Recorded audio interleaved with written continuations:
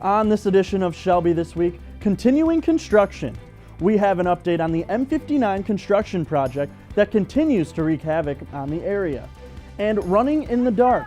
More than 500 runners were at Cherry Creek for the second annual Run the Creek Glow Run. Hot pursuit. What caused this U-Haul van to lead Shelby Township Police on a wild chase? And when do officers call it off if things get too dangerous? We have these stories and much more right now.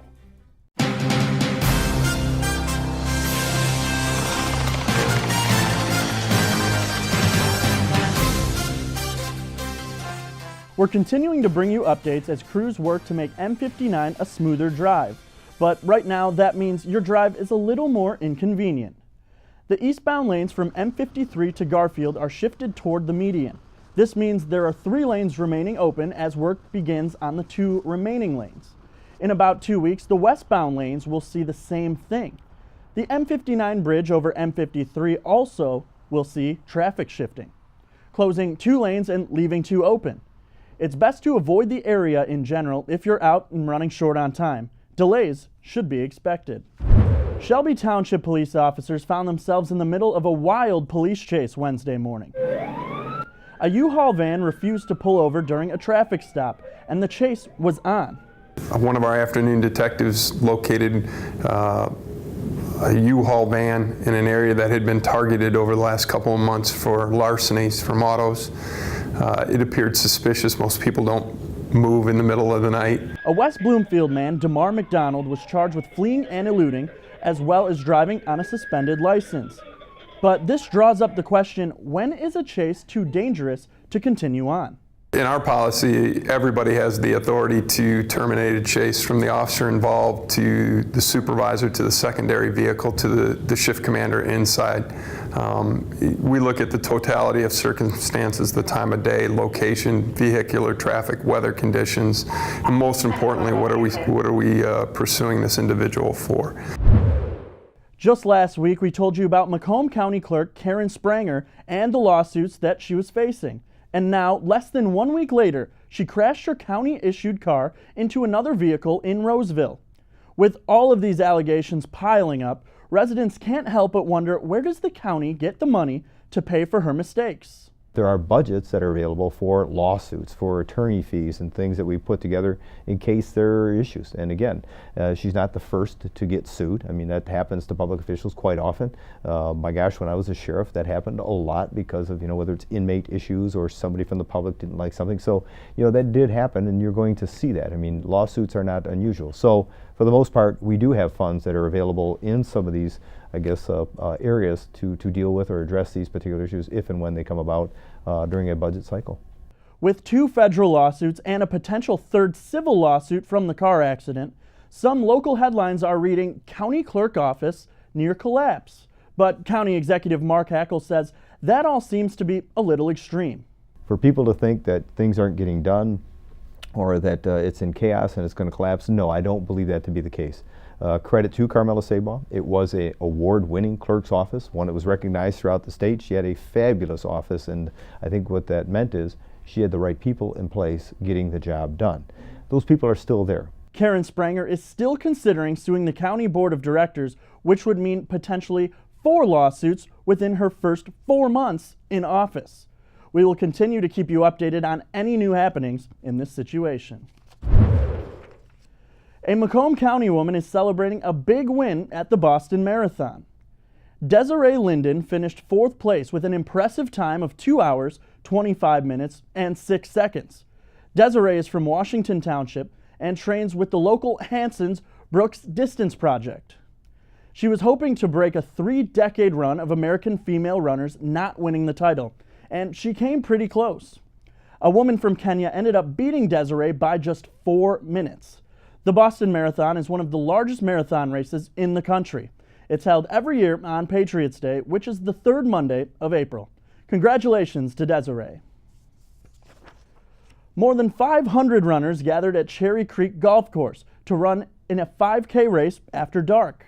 The 2nd annual Run the Creek Glow Run was held Friday, and our Austin Lass was there to take in all of the sights and sounds.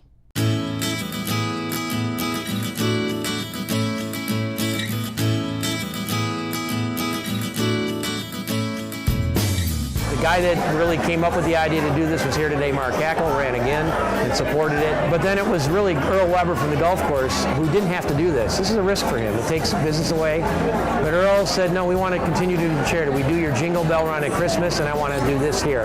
Everything went well, exceeded my expectations. Obviously, the weather cooperated. It was a little bit warmer last year, but we needed it cooler for the runners, and I think it was just the right temperature.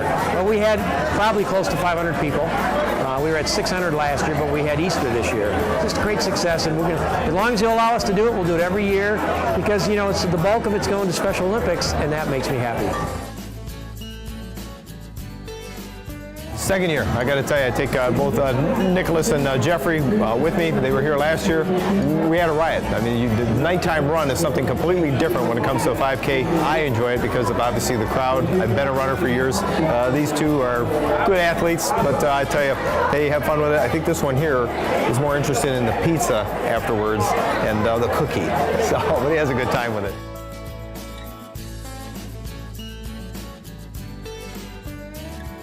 You couldn't get a better location than Cherry Creek. I mean, when they talk about putting this race on, they were talking about another 5K race. I mean, we hear about 5K races all the time. When they brought this up and they said, hey, why don't we do this? Would you sponsor something like that? My initial response was, can you do something different? Can you make it some kind of a nighttime run? Maybe a glow run or something. And I got to tell you, they took off with that concept, that idea. Cherry Creek, by sponsoring it here at this venue, you can't find a better place to do that. It really is a great community run. And for the second year, having over 1,000 runners participate for its second year, what a statement that is. Township really does a good job supporting all that. You guys are out here, the Township Board, that all makes it possible.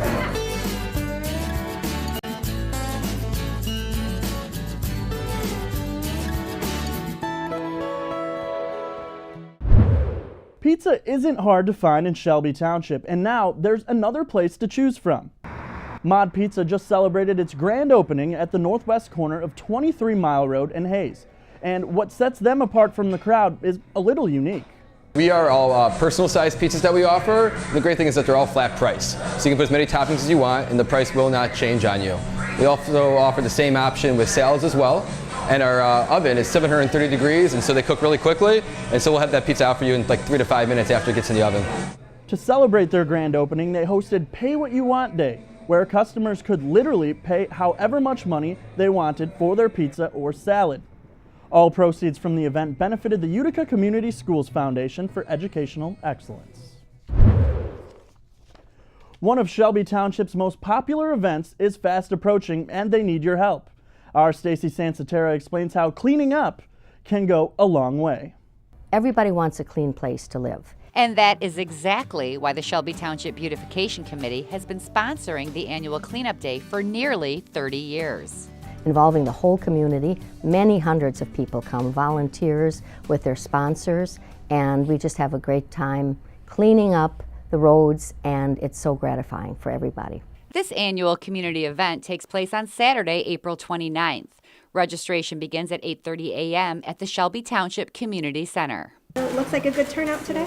Yeah, I think it looks great. We have had in the last few years many more walk-ins, which we really welcome. We have a lot of groups that are pre-registered and they have signed up things, but we really want as many residents and families and kids to come in and see what it's all about. And as hundreds of volunteers donate their time, it is obvious that this day is a rewarding project that instantly shows results. I think besides looking clean, you get a really good feeling from helping get it clean. It's such a good result. In addition, on that same day, the positive results continue as the Solid Waste and Recycling Committee hosts the annual Household Hazardous Waste Day. This allows you to properly dispose of those pesky what to do with items. And that will be from 9 a.m. until 2 p.m. and it is located in the municipal building parking lot.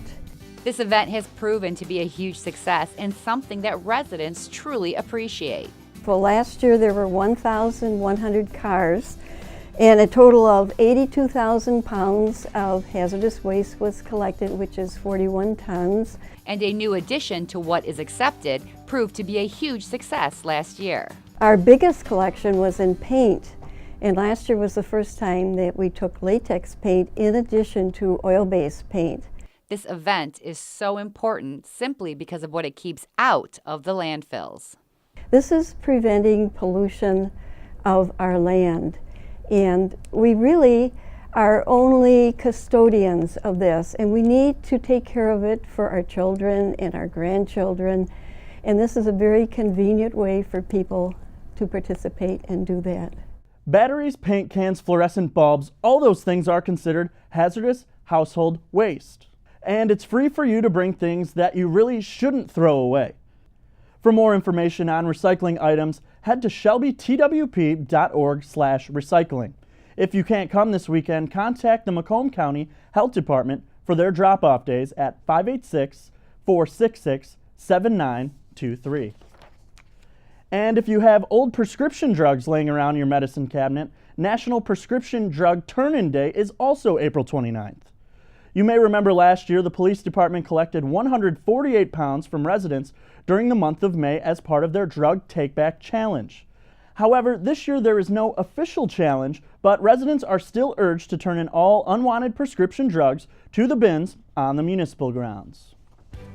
Next on Shelby this week, a Metro Detroit suburb is receiving a big honor. We'll tell you which city is topping the nationwide list.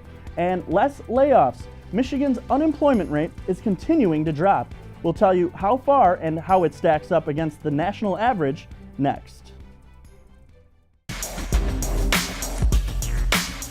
The kitchen can be a dangerous place. Please stay in the kitchen when cooking on the stovetop. Please keep children at least 3 feet away from a hot stove. Never leave children alone in a room with a lit candle, as they could get burned or cause a fire. It's a good idea to check your smoke detectors often, once a month. These simple tips can go a long way in keeping your family safe.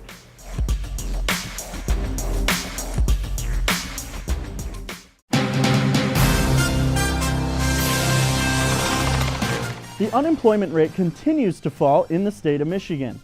This year, the state's unemployment rate dropped to 5.1%, which is down from 5.4%. And the state's workforce is seeing quite an increase as well, as 6,000 more people have joined the workforce in the state of Michigan since last month alone. The state of Michigan is slightly above the U.S. average that currently sits at 4.5%, which has also seen a decline since last month. With summer right around the corner, many people want to get into shape, whereas others don't need a season to train. Shelby TV's Dan Myers returned to Top Gun Fitness Facility in Shelby Township, where he worked on proper squat techniques to tone up those legs for summer. Okay guys, what we're going to do is we're going to look at this from a side view with the squat, and we're going to have Dan go ahead and set up the same way that he did. He's going to shoulder width apart with his feet, dig the heels into the ground, slight bend of the knee, kick the femurs to the outside to create some stress and load in. And as you notice, he's keeping a neutral spine in, okay? We're going to have him go down just to about 90 degrees, which is about sitting in a chair, okay?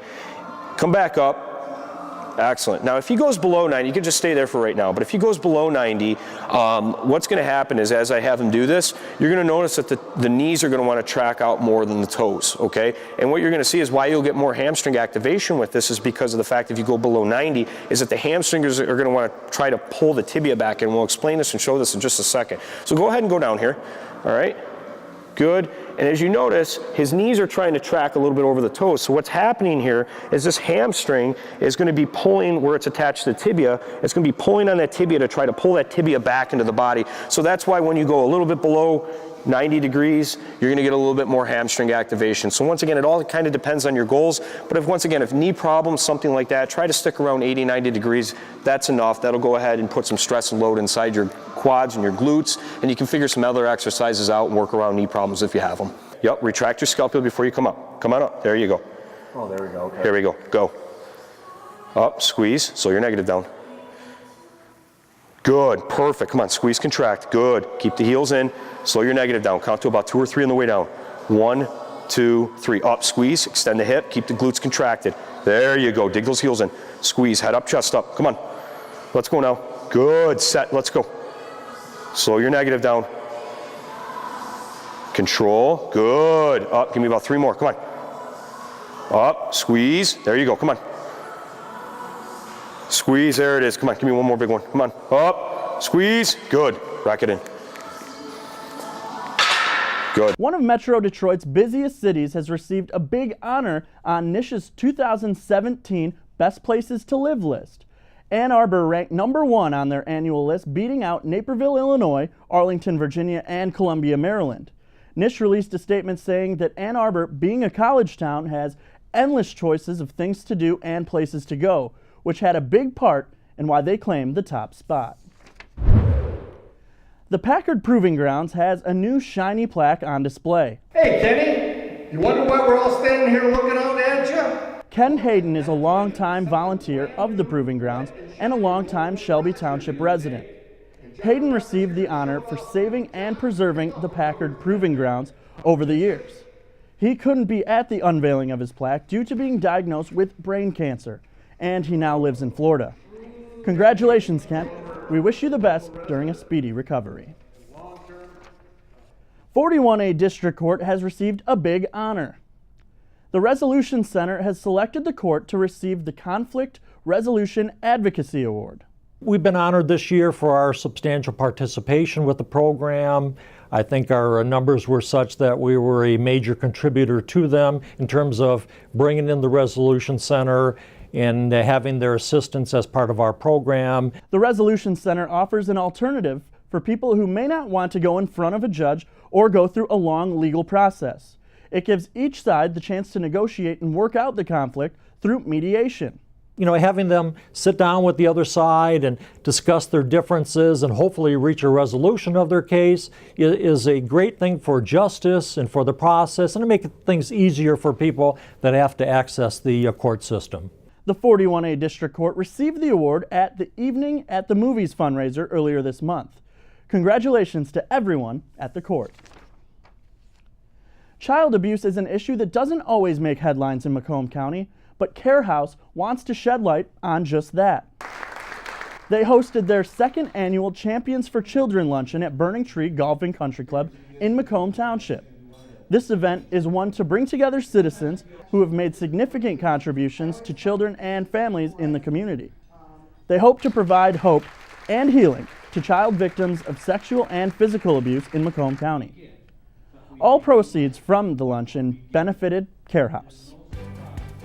Still ahead on Shelby this week, first year of lacrosse. The Utica Chieftains' new lacrosse team hit the field to take on Dakota in a good MAC showdown. And dust off your walking shoes. Relay for Life is returning to Shelby Township.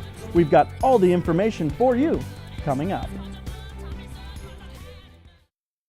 Imagine the action and see nearly a century of Michigan aviation heritage at the Selfridge Military Air Museum. Enjoy a walk around the air park and bring your cameras for a most authentic military aviation history experience. We're open to the public April through October on weekends, Memorial Day, and Independence Day from 12 noon to 4:30 p.m. Group tours for adults and kids of all ages can be arranged, so call us today at 586-239-6768 or 586-239-5035.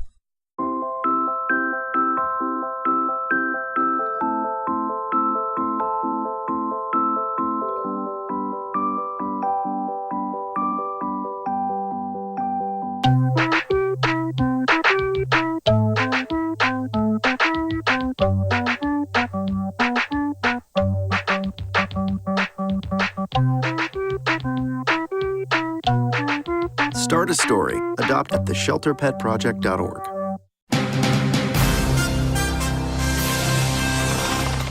The school year is winding down, which means the spring sports season is in full swing. That is the case for the newest team that Utica High School has to offer.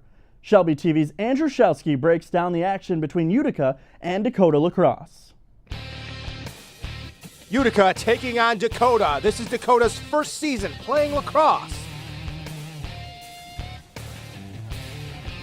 Starting off with Utica, Charlie Fromm puts them ahead by 1.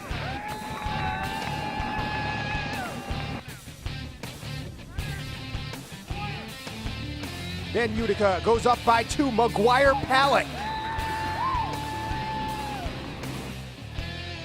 On the Dakota side, Nathan Ford had his number in goals for Alex McCoy for the Cougars with a nice shot here. But a save by Ryan Carrier. The Cougars tie it up. Jack Winarski bounces this one into the top corner. We're all tied up at 2. Trevor Lovelace thinks he's got a handle on this one here, but mishandles it, and that's the second for McGuire Palak. Nathan Ford with his second. Bounces it right past Ryan Carrier.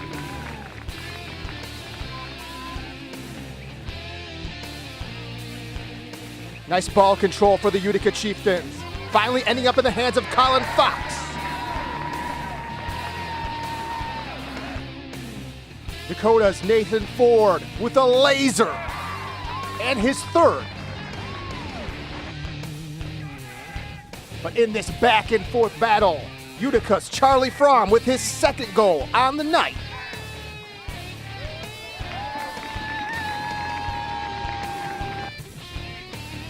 Then Ben Wise for the Utica Chieftains lights the lamp.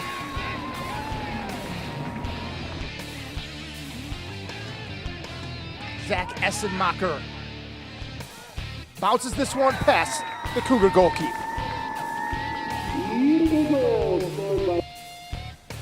But the Dakota Cougars knot things up at 7. Nathan Ford. But rounding out the scoring was Charlie Fromm with his hat trick. Which brings us to the final score. Utica Chieftains 8, Dakota Cougars 7. The annual Relay for Life in Shelby Township is less than a month away. The event aims to raise money for the American Cancer Society. The big fundraiser will feature 22 hours of fun activities, music, and special ceremonies. The event is set for May 21st and 22nd from 10 a.m. to 8 a.m. at Riverbends Park.